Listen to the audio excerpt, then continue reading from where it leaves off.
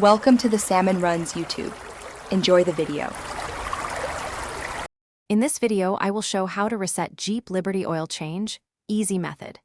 Press and hold the trip reset button, then cycle the ignition OFF and on without starting the engine, and keep holding the button until the oil life indicator begins to flash or change. Release the button when you see the reset confirmation on the dash. Wait a few seconds, then start the engine to confirm the oil life reads 100%. Begin with a warm, calm pace and explain each action clearly so listeners can follow along easily. Tell viewers to keep their fingers steady on the trip reset button and to cycle the ignition as instructed.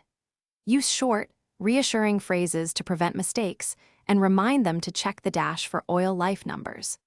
Encourage a final check by starting the engine and verifying the indicator now shows 100% oil life.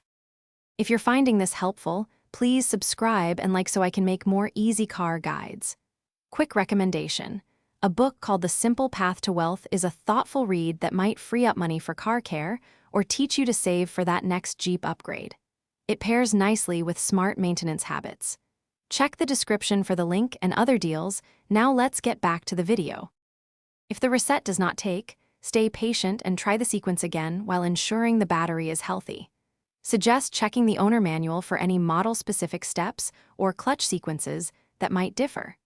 Recommend cleaning around the trip button if it feels sticky, and advise a mechanic visit only if the dash still won't update after multiple attempts. Keep the tone helpful and confident so viewers feel capable of completing the reset themselves. Thanks for watching. Consider subscribing if we helped you.